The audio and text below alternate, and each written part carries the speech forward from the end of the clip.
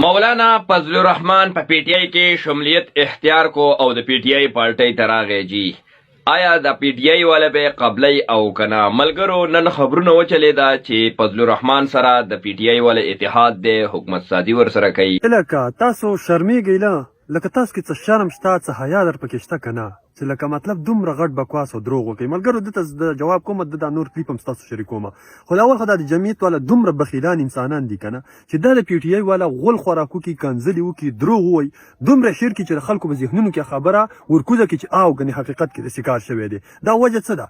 دا د هغو میډیا هغو دروغ هم شعر کوي رښتیا، خو تاسو ته موږ حقیقت یاره دا خوله درته شنه کړو، حقیقت هم چې کوم دی دې خلکو ته نه رسوئ. نو زه نن تاسو پوهه کومه چې په کومو شرطونو چې کوم دی مولانا صاحب پی ټي آی ته کوم شرطونه کېښوده چې هغه کو پی ټي آی ومني خو بلکل اتحاد دی، او که هغه شرطونه ونه منل نو بیا اتحاد نه کیږي. دغه شرطونه ته د دې لږ د خبرو نه بعد کې کوم، بیا به دته جواب کوم، خو ویډیو باندې ګوته ټینګه کوي او هر مسلمان ته ورسوي چې دیو دا دروغ چې کوم دی هغه موږ ناکام کړو. د پرویز خټک سره چې کوم دی د هغو پارټۍ ته ځي او د هغې نه چې کوم دی حکومت سازي کوي او په صوبه کې هم په مرکز کې هم د دغې پارټو سره د پی ټي آی والا اتحاد او دغه جوړښت چې کوم دی راځي. په هغې باندې ډېر کارکنان چې کوم دی مایوسه هم وو، خفه هم وو. نو د هغو دپاره دا ویډیو سپیشلي ده.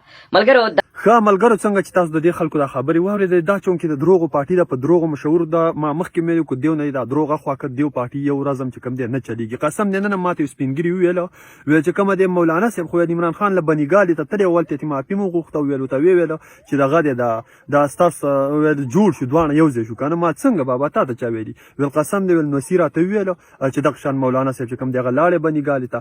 نو دا د دې خلکو دومره دروغه ده. ښه دیو د سپینګیرو هر چا له دیو دا مازغه چې کوم دی واړول په دروغو باندې، دیو نه دروغ اخوا که دیو پارټي نشي چلېدی. بقایا د اتفاق او اتحاد خبره ده. نو مولانا صاحب هغو ته 3 شرطونه کېښودل پی ټي آی ته. نمبر 1 شرط دا دی چې تاسو به روزئ خو خپلې باجیانې ماجیانې به ورسه نه روباسئ، یعنې جینکۍ به جلسو ته نه راولئ. دویم شرط ته ورته دا کېښودو چې تاسو به ډنګ ټکور چې کوم دی په جلسه کې نه کوئ، ګډېږئ به نه. دویم شرط ورته مولانا صاحب دا کېښودو. او دریم شرط ورته دا کېښودو چې ستاسو دا کومه د یهودو او د قادیانیانو نظریه ده، دا سوچ او فکر به ختم کړئ او په قرآن به راته لاس کېږدئ چې نن نه بعد به موږ د هغه اغیارو په بهرنۍ ایجنډه باندې کار نه کوو. بلکل وروره زما ورونه یاستئ، زما ستاسو څخه مخکې نظریاتي اختلاف او په دغه کې مې چې تاسو په بهرنۍ ایجنډه باندې چې کوم دی هغه کار کوئ.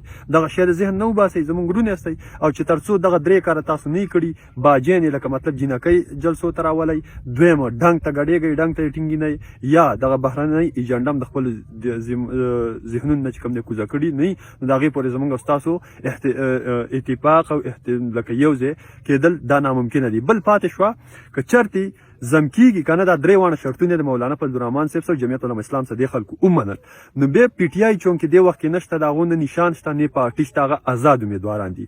د هغو پارټي به ټوله چې کوم دی په جمعیت علما اسلام کې زم کېږي او جمعیت علما اسلام بیا مرضي ده، که څه پې کوي، که خرڅوي او که نه خرڅوي، که مولانا صاحب په خپله وزیر اعظم کېږي، هغه بیا چابي د مولانا فضل الرحمن صاحب څخه ده. نو دې ته وایي د دنیا د ټول نه پاورفول مولوي چې 4 سیټه وسدي او د 97 سیټونو والا راځي او هغه چې کوم دی ورته وایي چې مهرباني وکړئ موږ د ځان سره ملګري کا. نو دا غیبي مدد نه دی، نور څه شی دي تاسو راته وایئ. د جمعیت ملګرو دا ګوته پرې راټینګه کوئ او دغه یوت یا دغه سیاسي نابالغه خلکو ته دا ویډیو ورسوئ چې هغو چې کوم دی دا ذهن کلاو شي چې څه روان دي او څه کېږي او دا خلک چې کومه دی